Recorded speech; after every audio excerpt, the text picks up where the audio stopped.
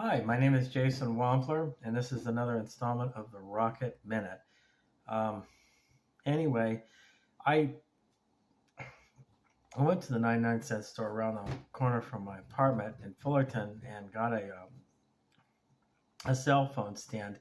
I now have two cell phones. I have one for shooting videos, and I have one for, I guess, personal and business use. This one I'm saving for internet use. I pay about $40 a month for it, unlimited internet access. I I kind of can use this phone for calls on an emergency basis, but I use my other one. But I just wanted to say that I've had several strokes of good luck today. Um, but I started shooting episodes of the Rocket Minute about roughly 2.5, 3 years ago, and so far I don't really seem to fully recognize the full potential of, first of all, production value and setting up a studio is 99% perspiration, 10% inspiration, 1% inspiration. And I got to tell you, setting up a studio to make a person look at the best they possibly could, in my case, putting a fresh coat of paint on a 90-year-old barn. Now, I'm 53, not 90, but that was a joke. Sort of like a metaphor. I went to great lengths to make myself look halfway presentable, and I'm hoping this thing is. Oh yeah, there it's recording. Okay. So this is my first. Excuse me. No, that's disgusting. I gotta break myself of that habit too. This is my first formal studio attempt. This is me giving FaceTime, as the saying goes. But since my hands are free, I want to tell you a little bit about myself. I've been a rocket builder, designer, and of course, model rocket enthusiast since January of the year 2000. Of course, 1 year before 9/11. Um, and I got to tell you, I'm just shaking my head about that one. One of America's greatest tragedies.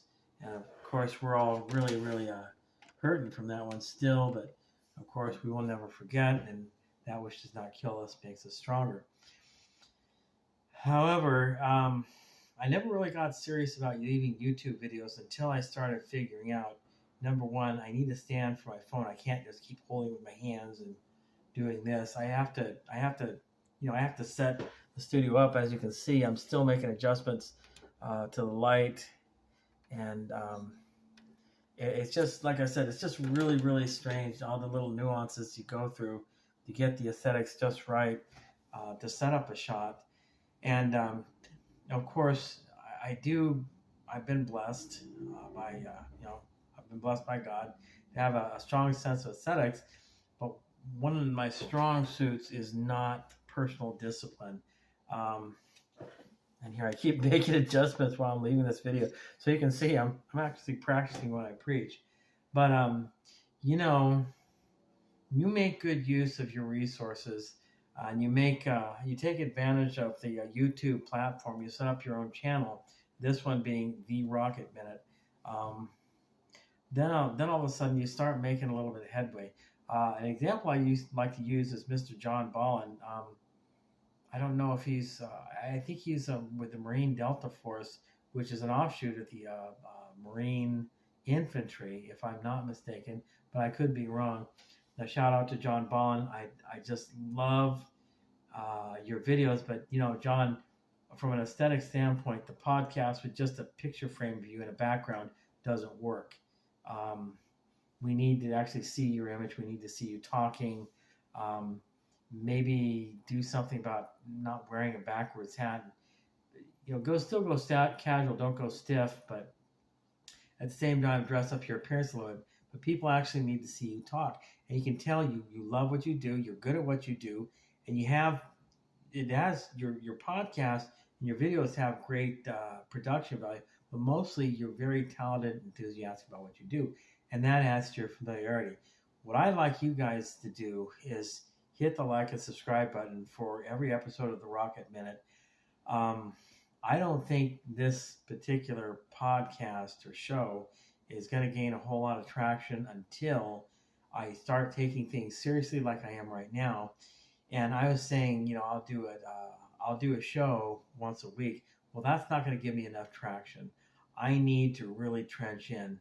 The other thing is in addition to taking production value of these videos seriously, in addition to that, and keeping my hands free, in addition to that, I've now got, oh my goodness, I just threw one rocket out because it's too heavy. It's a Willy Wonka piece of junk. I was putting too many parts on it. I don't even want to show that to you. It was ugly, and I ruined the motor too by trying to pull it out. But I do have one, two, three. I do have one, two, three. I have 6 rockets that I'm working on. After having been working on rockets, after having worked on rockets, excuse me, for the last 5 years, I've been doing what's called materials and airframe structural research and development. I'm an engineer, not necessarily by trade, but in my heart. You're kind of genetically predisposed. I am going to be going to the University of Colorado. I've got to get my MBA. I'm kind of a college dropout in the sense that I have 30 credits at Art Institute Orange County before they shut down in the field of industrial design engineering, which is designing something to be functional, but to give it some aesthetics and appeal to it, because nobody wants to drive ugly cars or, shall I say, use bright pink blenders with neon lights. Well, not everybody likes those, but some people might get a kick out of that. But now that I'm kind of looking at myself, I'm centering the shot. I'm learning how to use the camera. I'm kind of taking this more seriously, hands-free, taking production value seriously, get everything set up to make my ugly self look as good as I possibly can at the age of 53. I can't expect much, so I'm not worried about that. What I am concerned with, and here's my plan. The name of the company is Wampler Design and Engineering Group. And if you call my number, I'm not going to give that out on a YouTube video. I don't think that YouTube would appreciate it if I did. The outgoing message basically says you called Wampler Design and Engineering Group, an online educational resource and aerospace research and development facility. That is, in fact, the case. I have been awash in trying to figure out exactly what my next career vector is. Telling you about myself, I was a mechanic, a mobile automotive mechanic for 37 years. Before that, I was cleaning windows and scrubbing toilets, making a fairly decent living at it. But when I was 16 years old, that's, minus 53 is that umpteen million years ago, I knew, like you kind of know the color of your eyes, I knew I wanted to be self-employed and I wanted to be an entrepreneur. Now, I'm at odds with my Uncle David about this. But I knew I'm going to remain self-employed. I'm also an author. I'm working on several books. I have so many irons in the fire. I'm also working on, several other grants. The grant I'm working on right now is grant 20-01 or 20.108, which is through the FAA, Federal Aviation Administration. And that grant is ongoing until the year 2027. So I got another 4 years.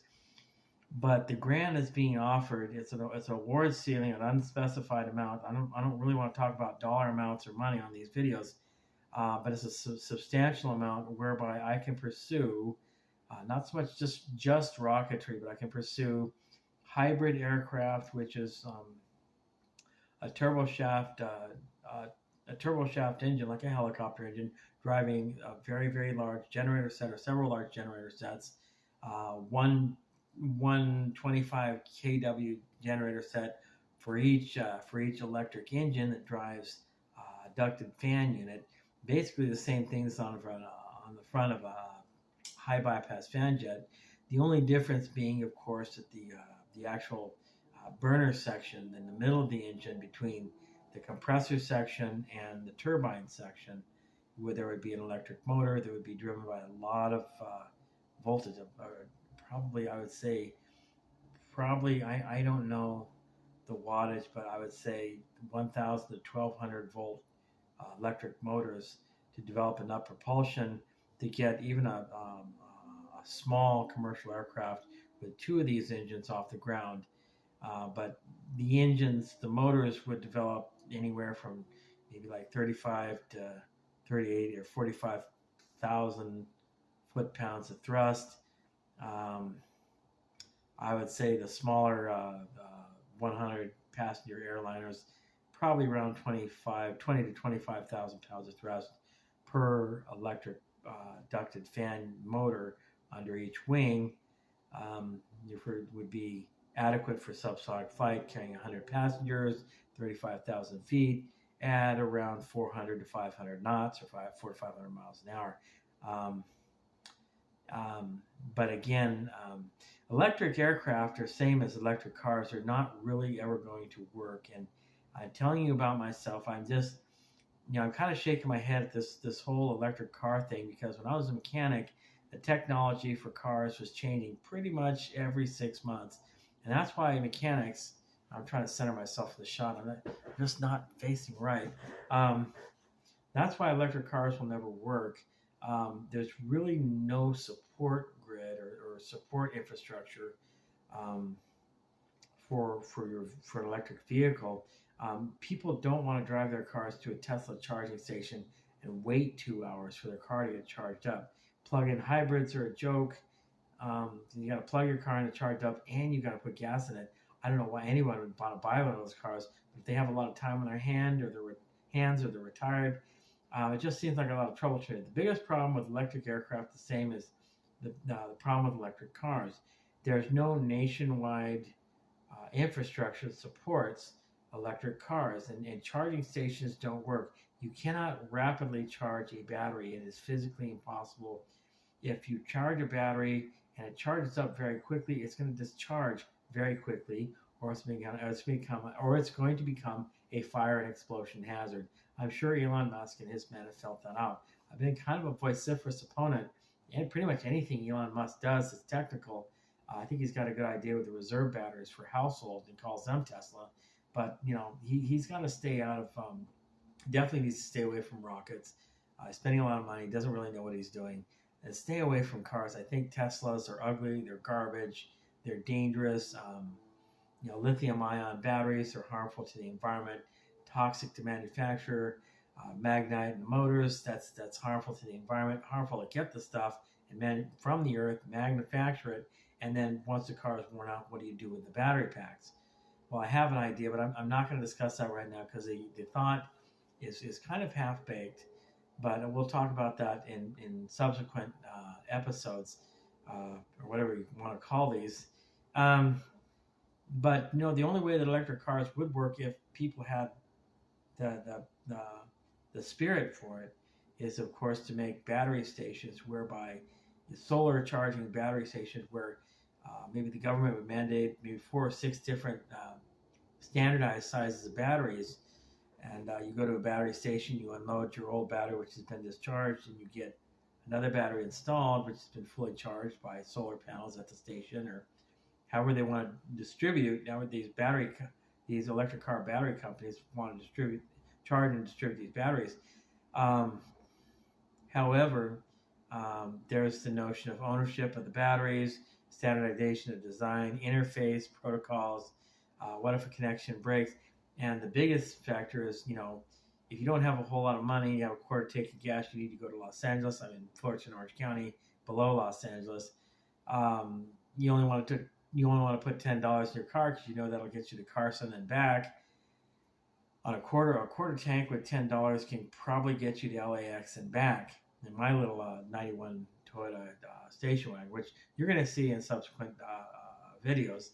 But even with my idea that would actually make electric cars feasible and practical, you're going to have to buy a fully charged battery. You can't buy something that's quarter charged or half charged. Just put $10 or $15 in it, and I'll take it from here, and I'll get some more on the way to Vegas. So that's another problem. But electric cars, because of the fact that I don't think anybody has the brains or the bravery to do anything like that, electric cars are going to be a novelty. They're going to be one more spectacular technological failure trend, and perhaps manufacturers are going to start looking back at hybrid vehicles a little bit more seriously. Electric aircraft, the same problem. Um, I mean, and there's just no way you're going to put several hundred tons worth of lithium-ion batteries in an aircraft where, weight, with the weight of the passengers and their luggage and, and everything else on the equipment and the electric motors and battery packs, just electric aircraft are just not going to work.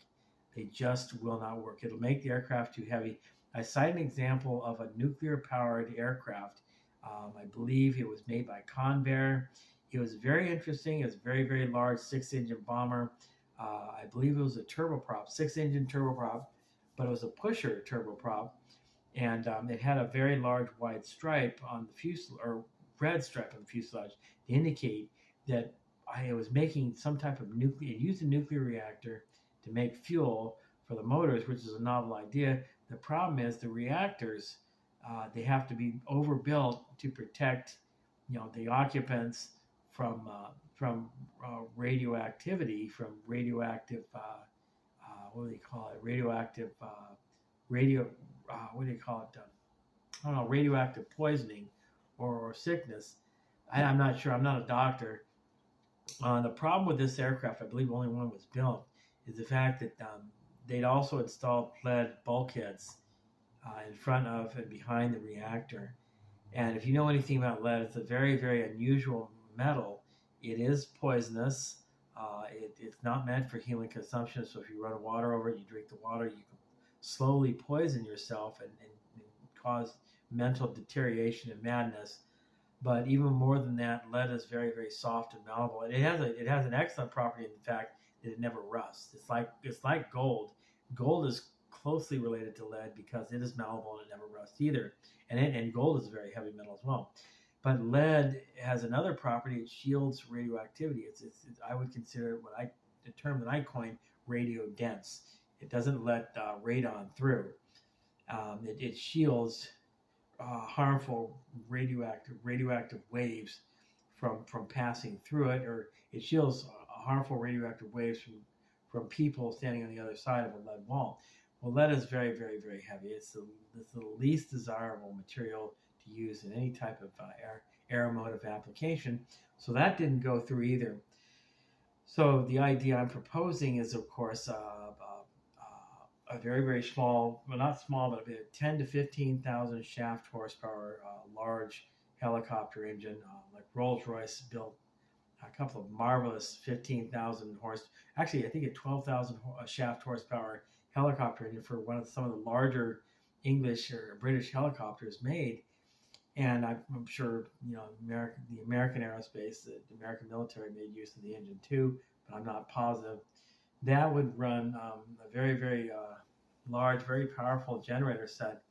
Now, for a 100-passenger commercial airliner, I would run 3 generator sets, one for the aircraft at maybe around 22,000 watts or 22 kilowatts. And for each motor, I would guess probably between 35 to 40,000 kW. Now, those gen sets, the weight of those generator sets would be substantial. You could run one large generator set that may be self-exciting, very, very long, very big, at 100 kW, and he'd take care of everything, or at least 75 kW to run 2 electric ducted fan motors, and of course the rest of the aircraft electrical and auxiliary, including hydraulic pump, pneumatic pump, of course an oxygen scavenging pump and pressure pump, and of course generator sets for the aircraft's electrical, plus other pumps and accessories that the aircraft needs to function. Commercial aircraft are extremely complicated and have systems on layers of systems on top of systems, and everything needs to work together, needs to work perfectly. Aircrafts are made up of tens of millions of different parts. A lot of them are moving parts, and they're very, very complicated.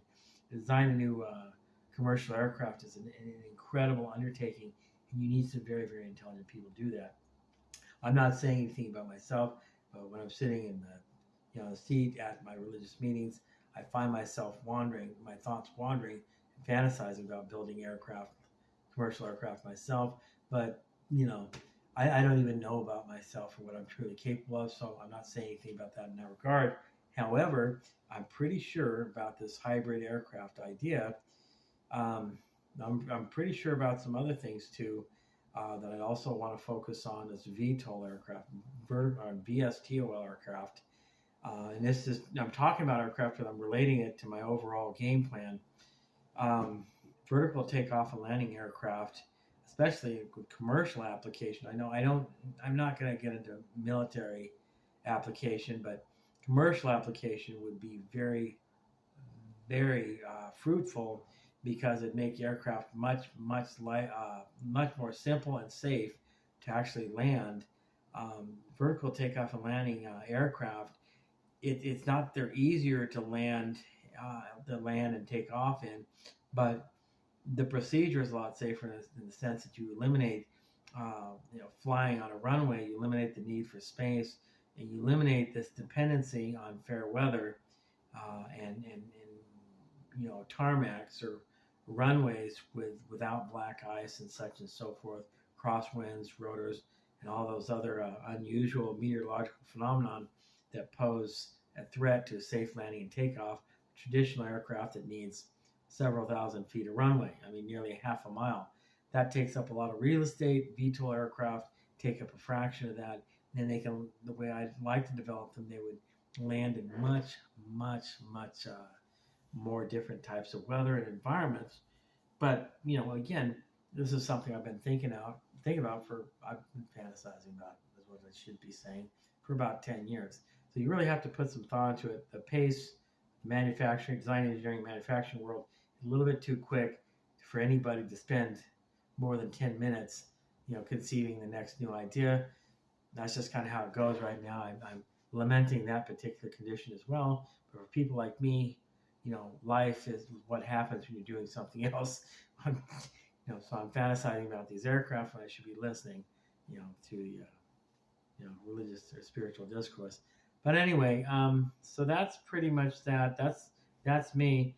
So the game plan is to get how I say status as an educational institute. This channel is not just about rocket news. It's to instruct you on how to build model rockets from beginners to moderate to high power to experimental, including sounding rockets, and eventually we're going to get into something called micro launch vehicles. But I have to tell you, it's not just a question of whether or not we can. It's a question of whether or not we should under certain conditions. So I want to be very, very careful about certain things. My plan is to get an online educational status with regards to all things aerospace, and then I can really dig my claws in and go after this government grant. Really infuse some money in it and actually start teaching people in person. Once I have my my MBA, I have a master's degree. And if you have a master's degree, if I have a master's degree under my belt, I have a clear conscience teaching and instructing other people. Otherwise, I feel like a quack if I don't.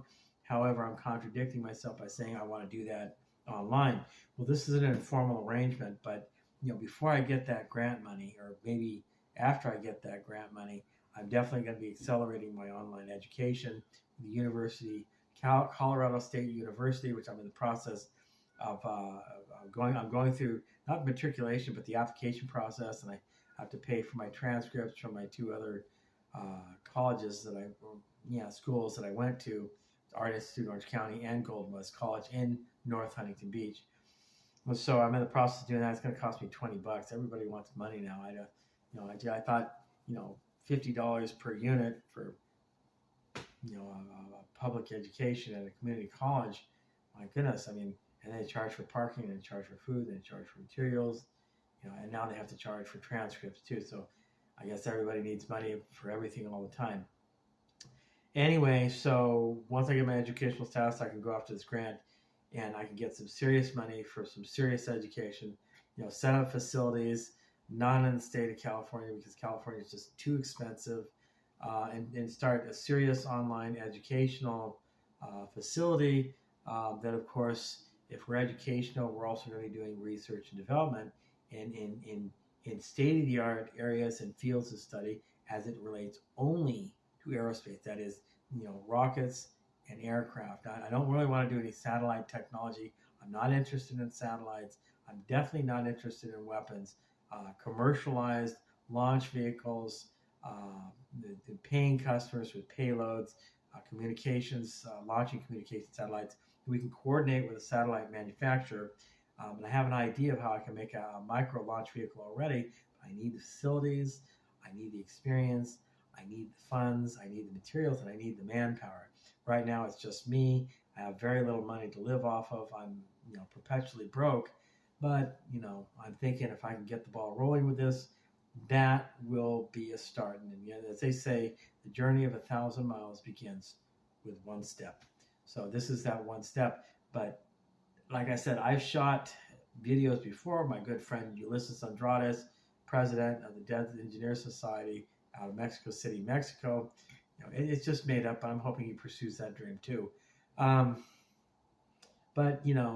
I tried using him. Unfortunately, we had some personal differences, and he's got his life and I have mine. But I'm very serious about this. Online education, in-person education, an institute that where we teach, we discuss, we lecture, we teach, we have lab, and we do avant-garde, state-of-the-art research and development on ideas and areas of research and study in aerospace, rockets and aircraft. That's it, rockets and aircraft, rockets and vertical launch, rockets and aircraft. And of course, I shouldn't say just that, then ground support equipment for rockets and aircraft. And I have several ideas for that too. The grant that I was talking about is a 20.108. That's the CFDA number for grants.com. 20-01 is the overall grant package number. And like I said, it's good until 2027, so I have another 4 years if the Earth doesn't get destroyed by a large meteor the size of Texas, and Bruce Willis and friends can't go up there and save us from that. So I'm talking about the movie Armageddon. It's a good movie, but cinematic fast food. I'm a Bruce Willis fan. I also kind of like what's his name? Ben Affleck. He's a good guy. Steve Buscemi, and of course there's another individual in there. Used to be married to Angelina Jolie. I can't think of his name right now. I'm getting senile, but at least I have the common sense to shoot a decent video. This is my first reasonable production value video. And let's see, where are we at time-wise? Because I don't really see anything. Okay, I got 2 minutes left before this thing shuts off. So that's my plan. I just want to show something really quick. This rocket is a Schedule 80 PVC with a couple of transitions in it. And this is the neck. And this is that rocket I showed you before. It has 3 fins. Interesting story behind this rocket. I got an idea from another guy. This is the motor. This is probably an H120 motor. It's an aluminum body, MPT pipe threading in the end. This is the first rocket we're going to discuss how to build. And we're going to use what's called sugar motors. I saw a formula for powdered sugar and potassium nitrate. The guy blew my cover because in Lowe's you can get potassium nitrate. I'm just counting the seconds here. But anyway, we're going to discuss this rocket. I've got about 5 or 6 others that I want to talk about in various stages of completion. So this is going to be mostly instructional, not to be abused. This technology is not to be used for anything violent or military or political or otherwise. Anyway, my name is Jason Wampler. This has been the first official installment of the Rocket Minute with somewhat reasonable production value. And hit the like and subscribe button. We'll see you again tomorrow. All right, bye-bye.